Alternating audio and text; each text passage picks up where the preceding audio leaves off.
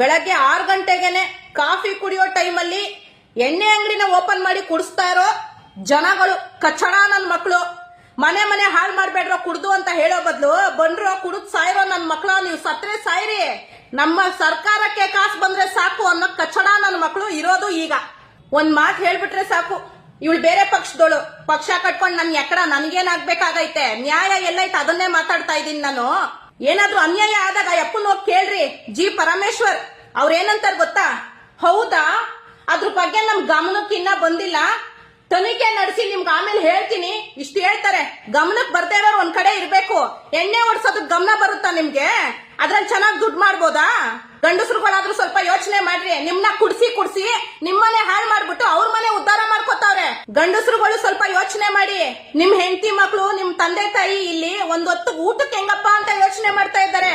ನೀವು ದುಡ್ಡು ಕೊಟ್ಟು ಕುಡಿತಾ ಇದ್ದೀರಲ್ಲ, ಅವ್ರ ಮನೆ ಹೆಂಗಸರು ಮೈ ತುಂಬಾ ಚಿನ್ನ ಏರ್ಕೊಂಡು ದಿನಕ್ಕೊಂದ್ ರೇಷ್ಮೆ ಸೀರೆ ಉಟ್ಕೊಂಡು ಅವ್ರ ಮನೆ ಗಂಡಸರು ಎಲ್ಲಾನು ಚಿನ್ನದ ಬಾತ್ರೂಮ್ಗಳು ಕಟ್ಟಿಸ್ಕೊಂಡು ಕೂತವ್ರೆ ನೀವು ಕೊಡೋ ಎಣ್ಣೆ ದುಡ್ಡಿಂದ. ಇನ್ಮೇಲಾದ್ರೂ ನಿಮ್ ಮನೆ, ನಿಮ್ ಹೆಂಡತಿ, ನಿಮ್ ಮಕ್ಕಳು, ನಿಮ್ ತಂದೆ ತಾಯಿನ ನೋಡ್ಕೊಳ್ಳಿ ಖುಷಿಯಿಂದ. ಕುಡಿದ್ಬಿಟ್ಟು ಉಚ್ಚೆ ಒಯ್ದ್ಬಿಟ್ರೆ ಬಂದ್ಬಿಡಲ್ಲ ಭಾಗ್ಯ.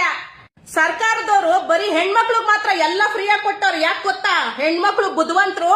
90 ಹೊಡ್ಸಿದ ತಕ್ಷಣ ಅಣ್ಣಂಗೆ ಜೈ ಅಂತ ಯಾರು ಹೋಗಲ್ಲ ಅಂತ ಅವ್ರಿಗೆ ಗೊತ್ತು. ಗಂಡಸರು ದಡ್ ನನ್ ಮಕ್ಳು 100ಕ್ಕೆ 100 ಅವ್ರಿಗೆ ಗೊತ್ತು. ಈ ನನ್ ಮಕ್ಳು ಒಂದ್ 90 ಹೊಡ್ಸ್ಬಿಟ್ರೆ ಅಣ್ಣ ಜೈ ಅಂತ ಬಂದೇ ಬರ್ತಾರೆ ಅಂತ ಗೊತ್ತು. ನಿಮ್ದೇನಿದ್ರು 90ಗೆ ಮುಗ್ದೋಯ್ತು. ಗಂಡಸರು ಎಣ್ಣೆ ರೇಟ್ ಎಲ್ಲ ಜಾಸ್ತಿ ಮಾಡ್ಬಿಟ್ಟು ನಿನಗೂ ಫ್ರೀ, ನಿನ್ ಹೆಂಡ್ರಿಗೂ ಫ್ರೀ, ನಿಮ್ ಅವ್ವನಿಗೂ ಫ್ರೀ ಅಂತ ಬೊಗಳುತ್ತಾರೆ ನಿಂತ್ಕೊಂಡು. ಗಂಡಸರು ಎಣ್ಣೆ ದುಡ್ಡು ಜಾಸ್ತಿ ಮಾಡಿರೋದನ್ನ ಯಾರು ಕೇಳ್ತಾ ಇಲ್ಲ. ಎಷ್ಟನ ಜಾಸ್ತಿ ಮಾಡ್ರಿ, ನಾವೇನು ಕುಡಿಬೇಕು ಅಷ್ಟೇ ನಿಮ್ ಯೋಚನೆ. ಹೊಸ ವರ್ಷ ಯಾವತ್ತು ಹೊಸತನದಿಂದ ಶುರು ಮಾಡ್ಬೇಕು. ಅವತ್ತಿನ ದಿನಾನು ಕುಡ್ದು ಹುಚ್ಚ ಹೊಯ್ಕೊಂಡು ಶುರು ಮಾಡೋದಲ್ಲ. ದಯವಿಟ್ಟು ಹೇಳ್ತಾ ಇದೀನಿ ಕೇಳಿ, ಹೊಸ ವರ್ಷದ ದಿನ ಎಣ್ಣೆ ಪಾರ್ಟಿ ಮಾಡ್ಲೇಬೇಡಿ. ಹೊಸ ವರ್ಷದ ದಿನ ಏನ್ ಬೇಕೋ ತಗೊಂಡ್ ತಿನ್ನಿ, ನಿಮ್ಗೆ ಇಷ್ಟ ಆಗಿರೋದ್ ತಿನ್ನಿ, ನಿಮ್ಗೆ ಇಷ್ಟ ಬಂದಿರೋ ತರ ಇರಿ, ನಿಮ್ಗೆ ಇಷ್ಟ ಆಗಿರೋ ಜಾಗಕ್ಕೆ ಹೋಗಿ. ಆದ್ರೆ ಕುಡಿಯಕ್ ಹೋಗ್ಬೇಡಿ. ಈ ಸರ್ಕಾರದವ್ರಿಗೆ ಅವತ್ ಗೊತ್ತಾಗುತ್ತೆ ಗಂಡಸರೆಲ್ಲ ಒಗ್ಗೂಡಿದ್ರೆ ನಮ್ಗೆ ಏನಾಗುತ್ತೆ ಅಂತ.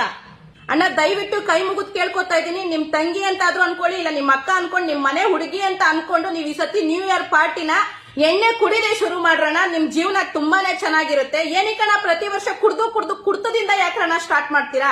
ದಯವಿಟ್ಟು ನನ್ ರಿಕ್ವೆಸ್ಟ್ ಅನ್ಕೊಳ್ಳಿ, ಈ ಸತಿ ಕುಡಿತಾ ಇಲ್ದೇನೆ ಶುರು ಮಾಡಿ ಅಣ್ಣ.